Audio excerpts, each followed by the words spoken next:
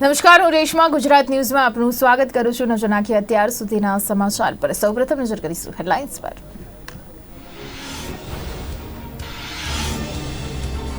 તો રાજ્યમાં 24 કલાકમાં કોરોનાના 1175 નવા દર્દી નોંધાયા, 11 દર્દીના મોત.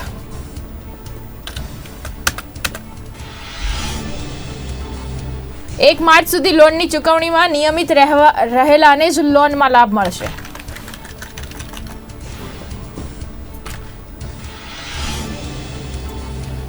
તો તાપીના દોસવાડામાં સ્થપાશે વિશ્વનું સૌથી મોટું ઝીંક સ્મેલ્ટર કોમ્પ્લેક્સ.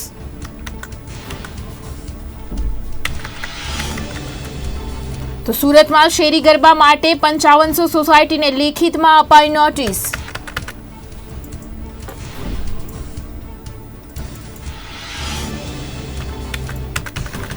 પંજાબમાં હવે સરકારી નોકરીઓમાં મહિલાઓને 33% મળશે અનામત.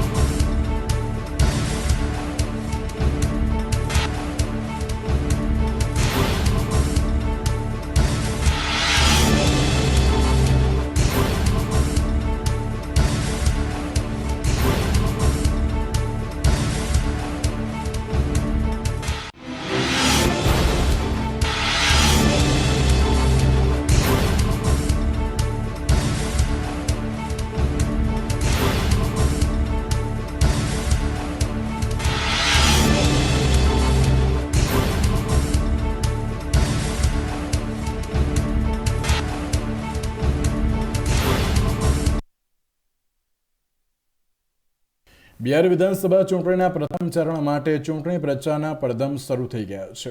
28મી ઓક્ટોબરે પ્રથમ ચરણમાં 71 બેઠકો પર મતદાન થવાનું છે, જેના માટે પ્રચાર શરૂ થઈ ગયો છે. બુધવારે બિહારના મુખ્યપ્રધાન નીતિશ કુમારે બાંકા, ભાગલપુર, મુંગેર અને પટનામાં જનસભાને સંબોધી.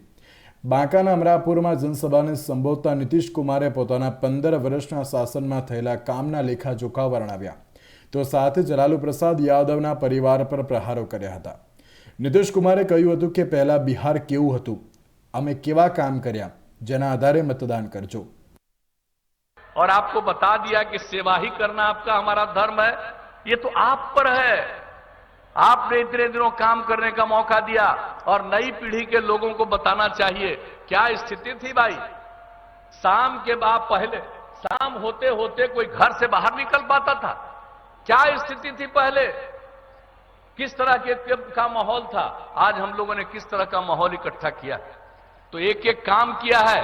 तो इसलिए हम तो यही आप सब लोगों से निवेदन करने आए हैं कि भाई काम देख लीजिए और नई पीढ़ी के लोगों को एक एक चीज पुरानी स्थिति बताइए और नई स्थिति काम हुआ है और आप फिर काम करने का मौका दीजिएगा तो बचा खुचा और बिहार सक्षम बिहार बनेगा, स्वावलंबी बिहार बनेगा, बिहार आगे बनेगा.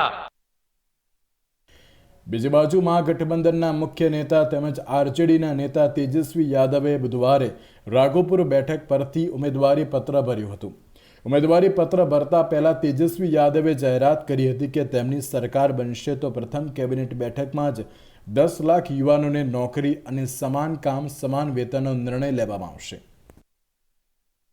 पहले कैबिनेट मीटिंग में सरकार बनती है तो पहला दस्तखत जो होगा, हस्ताक्षर जो होगा, वो 10 लाख नौजवानों को रोजगार देने का होगा, जो कि स्थायी होगा, सरकारी होगा. दूसरी बात मैं ये कहना चाहता हूं कि बड़े लंबे अरसे से समान काम समान वेतन की जो मांग नियोजित शिक्षकों की रही है,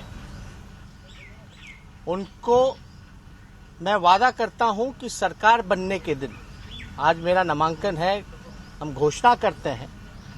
2 दिन बाद हमारा ब्लूप्रिंट भी सामने आएगा साझा। सभी कांग्रेस और माले के सीपीआई सीपीएम के साथी भी साथ रहेंगे, लेकिन आज नामांकन है, इसलिए मैं बताना चाहूँगा कि समान काम समान वेतन को लेकर के जो नियोजित शिक्षकों की लंबे अरसे से मांग रही है, लड़ाई रही है, उसको हम लोग पूरा करेंगे। राघोपुर विधानसभा बैठक पर लालू प्रसाद यादवना परिवाરની પારંપરિક બેઠક છે। 1995 થી આજ સુધી આ બેઠક પર લાલુ પ્રસાદ યાદવના પરિવારનો દબદબો રહ્યો છે। તેજસ્વી યાદવ 2015ની વિધાનસભા ચૂંટણીમાં રાઘોપુર બેઠક પરથી જ ચૂંટણી જીત્યા હતા।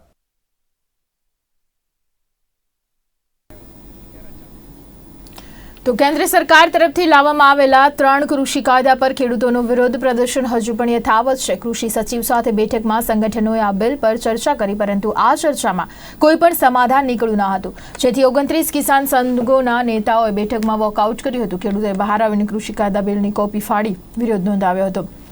આ ઉપરાંત ખેડૂતોએ બેઠકમાંથી બહાર નીકળીને આ મુદ્દા પર પોતાની નારાજગી દર્શાવી હતી। બેઠક દરમિયાન કૃષિ સચિવ અને ખેડૂત નેતાઓ વચ્ચે વિવાદ પણ થયો હતો। રોષે ભરાયેલા ખેડૂત નેતાઓએ કહ્યું કે હવે તેઓ આ મુદ્દે ચર્ચા માટે ક્યારે પણ દિલ્હી નહીં આવે। જો સરકારે અમને મળવું હશે તો કૃષિ પ્રધાને ખુદ પંજાબ આવવું પડશે।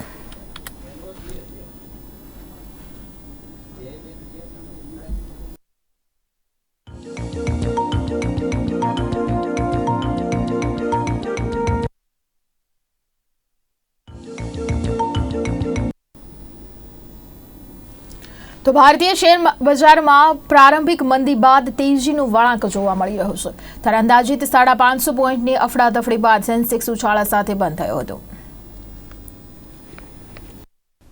સપ્તાહના ત્રીજા કારોબારના દિવસે બુધવારે શેર બજારમાં તેજી જળવાઈ રહી છે। બુધવારે ભારતીય શેર બજારમાં તેજીનો માહોલ જોવા મળ્યો હતો। સેન્સેક્સ 169.23 પોઈન્ટના વધારા સાથે 40,794.74 પર બંધ થયો, જ્યારે નિફ્ટી 36.55 પોઈન્ટ વધીને 11,971.5 પર બંધ થયો હતો। શેર બજારમાં સતત 10મા ટ્રેડિંગ સેશનમાં નફો નોંધાયો છે। જો સેક્ટોરલ ઇન્ડેક્સ પર નજર કરવામાં આવે તો આજે ફાર્મા, આઈટી અને ઓટો સિવાય તમામ સેક્ટર લીલા નિશાન પર બંધ થયા છે। આમાં મેટલ, એફએમસીજી, પીએસયુ બેંક, ખાનગી bank, finance services, bank, media, realty સામેલ છે।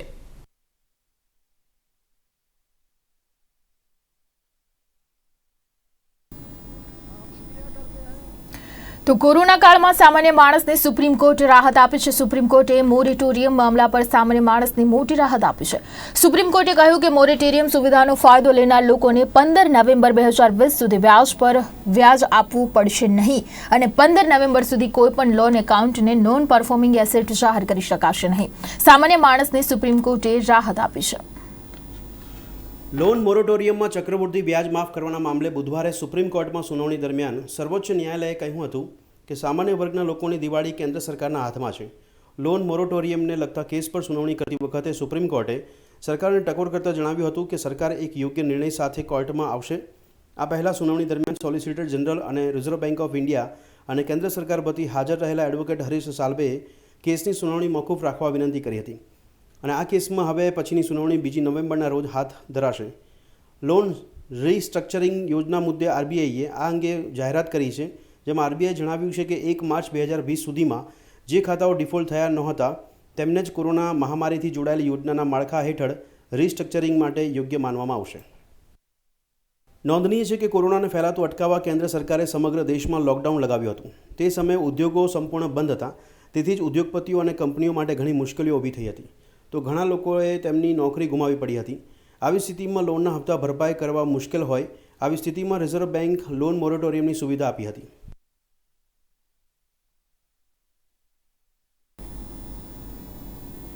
તો પાટણ હેમચંદ્રાચાર્ય ઉત્તર ગુજરાત યુનિવર્સિટી દ્વારા કોરોનાને લઈને સરકારી ગાઈડલાઈન મુજબ નવીન એકેડેમિક કેલેન્ડર જાહેર કરાયું છે, જેમાં નવીન સત્રમાં કોલેજોમાં સ્નાતક અને અનુસ્નાતક તમામ સેમેસ્ટરોના છાત્રોને શિક્ષણ કાર્ય ઓનલાઈન જ કરાવી તેમની પરીક્ષા પણ ઓનલાઈન જ લેવાનો નિર્ણય થયો છે।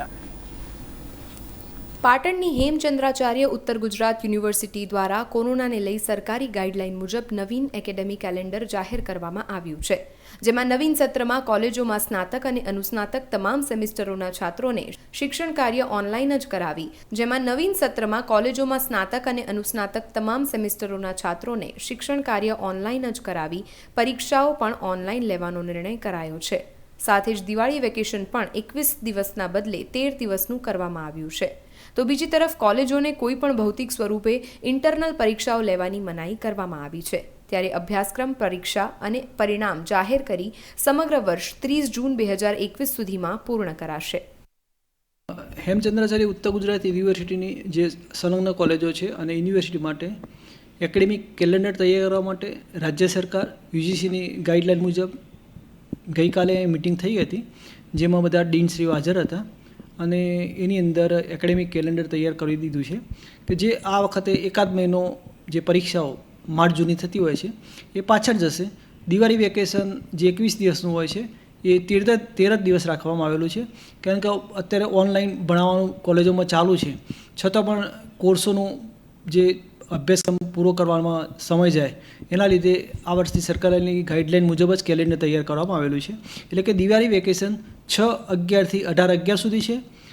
નવું એકેડેમિક કેલેન્ડર જે છે એમાં પહેલું સત્ર 1/12/2020 સુધીમાં પૂરું કરવાનું રહેશે અને બીજું સત્ર છે 30/4/2021 સુધીમાં સત્ર પૂરું થશે અને જે ઉનાળુ વેકેશન છે એ 15 મેથી 30 જૂન સુધી રહેશે. એટલે કે 1.5 મહિનાનું ઉનાળુ વેકેશન રહેશે અને નવું એકેડેમિક 21-20નું સત્ર 1 જુલાઈ 2021 શરૂ થશે. ચાલુ વર્ષે કોરોના મહામારી ચાલી રહી હોય ત્યારે કોલેજોમાં છાત્રોની દરેક સેમમાં ઇન્ટરનલ પરીક્ષાઓ લેવામાં આવતી હોય છે, પરંતુ સંક્રમણને લઈ યુનિવર્સિટી દ્વારા હાલમાં કોલેજોને કોઈપણ પ્રકારની ભૌતિક પરીક્ષાઓ લેવામાં ન આવે તેવો નિર્ણય લેવાયો છે. ઉપરાંત પ્રેક્ટિકલ પરીક્ષાઓ લેવાની થાય તો પણ 15 છાત્રોની બેચ બનાવી સોશિયલ ડિસ્ટન્સ સાથે યોગ્ય જગ્યાએ બોલાવી મર્યાદિત સંખ્યામાં લઈ શકશે. ઇન્ટરનલ પરીક્ષાઓમાં project, workshop, presentation, group discussion, online પરીક્ષા સતત મૂલ્યાંકનના ભાગરૂપે લેવાશે.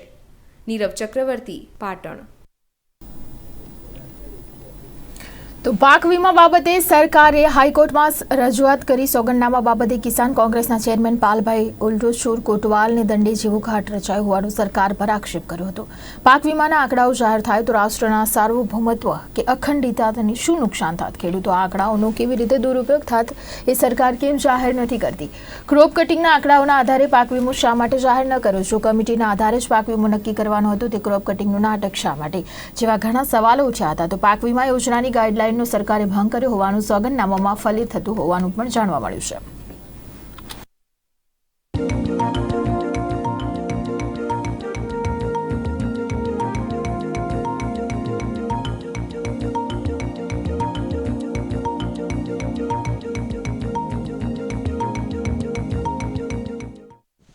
સરકાર દ્વારા આજે હાઈકોર્ટની અંદર પાક વીમાને લઈને જે સોગંદનામું રજૂ કરવામાં આવ્યું છે એમાં સરકારે પોતે સ્વીકાર્યું છે કે પ્રધાનમંત્રી પાક વીમા યોજનાની ગાઈડલાઈન મુજબ જે ક્રોપ કટિંગ કરવાના હતા એ ક્રોપ કટિંગ મુજબ જે કોઈ ડેટા તૈયાર થયા અને એના આધારે જે પાક વીમો આપવાનો હતો એ પાક વીમો આપવાની જગ્યાએ સરકારે પોતે એક સમિતિ બનાવી અને એ સમિતિએ નક્કી કરી લીધું કે પાક વીમો શું આપવો અને કેવી રીતે આપવો.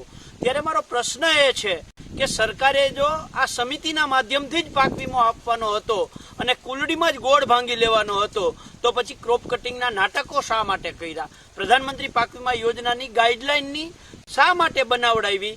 દરેક તાલુકાની, દરેક ગામની, દરેક જિલ્લાની ક્રોપ કટિંગ માટેની સમિતિ શા માટે બનાવી? દરેક ખેતરે જઈ અને ખેડૂતના ખેતરના ક્રોપ કટિંગના આંકડાઓ શા માટે લીધા? એટલે સરકારે પોતે સ્વીકાર્યું છે કે આ બધું જ અમે માત્ર કાગળ ઉપર છે.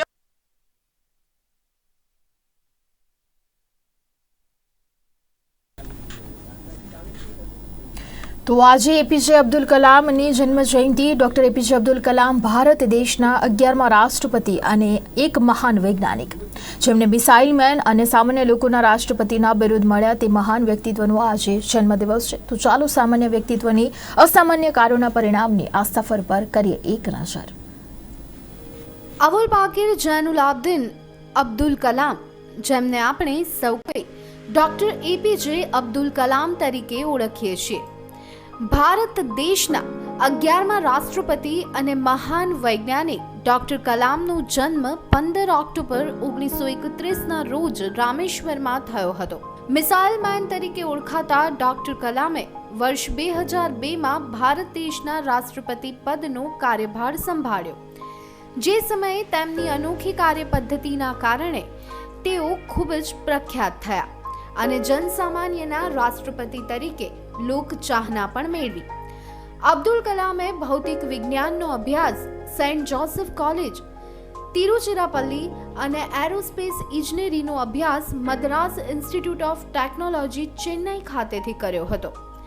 રાષ્ટ્રપતિ બન્યા પહેલા તેમણે એરોસ્પેસ ઇજનેર તરીકે સંરક્ષણ અને વિકાસ સંગઠન અને ભારતીય અંતરિક્ષ અનુસંધાન સંગઠન ખાતે કામ કર્યું હતું. એપીજે અબ્દુલ કલામે તેમના પુસ્તક ઇન્ડિયા 2020માં ભારતને જ્ઞાન મહાશક્તિ અને વિકસિત રાષ્ટ્ર બનાવવા માટે પ્રખર હિમાયત કરી છે. સન્માન અને ખિતાબોની વાત કરીએ તો વર્ષ 1997માં અબ્દુલ કલામને વૈજ્ઞાનિક સંશોધન અને ભારતની સંરક્ષણ તકનીકીના આધુનિકરણમાં તેમણે કરેલા યોગદાન માટે ભારતના સર્વોચ્ચ પુરસ્કાર ભારત રત્નથી સન્માનિત કરવામાં આવ્યા છે. વર્ષ 1912માં તેમનો 79મો જન્મદિવસ યુનાઇટેડ નેશન્સે વિશ્વ વિદ્યાર્થી દિવસ તરીકે ઉજવ્યો હતો. તેમને 40 વિશ્વવિદ્યાલયોમાંથી માનદ ડિરેક્ટરની પદવી પણ એનાયત કરવામાં આવી છે. ભારત સરકારે તેમના ઇસરો અને DRDAમાં કરેલા કાર્યો તથા ભારત સરકારના વિજ્ઞાન સલાહકાર તરીકેની સેવાઓ બદલ વર્ષ 1981માં તેમને પદ્મભૂષણ અને વર્ષ 1990માં પદ્મ વિભૂષણથી નવાજ્યા છે. વર્ષ 2005માં તેમની સ્વિટ્ઝરલેન્ડની મુલાકાત દરમિયાન તે દેશે 26 મેને વિજ્ઞાન દિવસ ઘોષિત કર્યો હતો.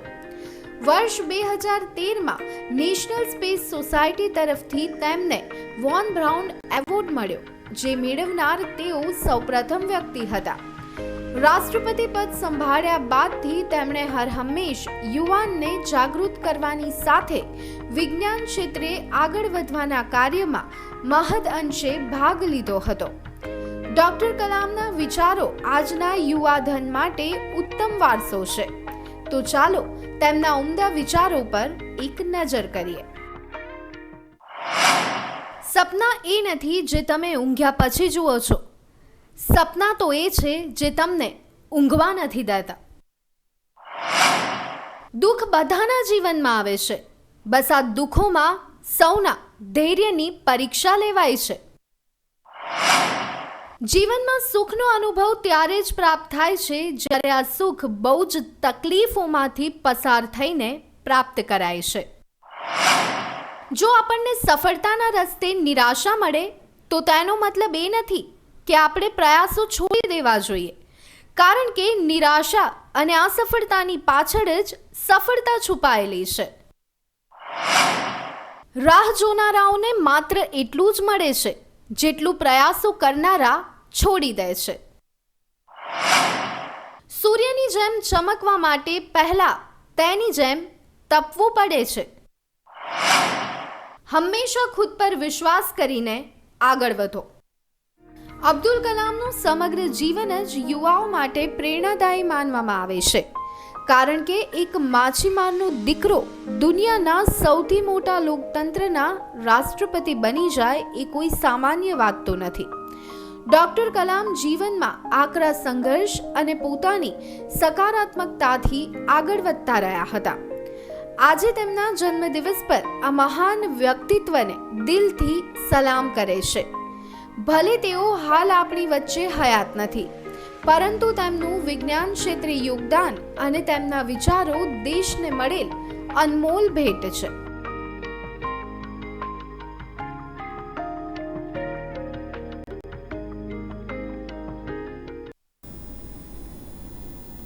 તો સ્વચ્છતા બીમારીઓને કોસો દૂર કરવા માટે અપનાવાતું શસ્ત્ર, જેની અસર આપણે હાલ કોરોના કાળમાં અનુભવી રહ્યા છે. વૈશ્વિક મહામારી કોરોનાના બેક્ટેરિયા 20 સેકન્ડમાં હાથ ધોવાથી નાશ પામે છે.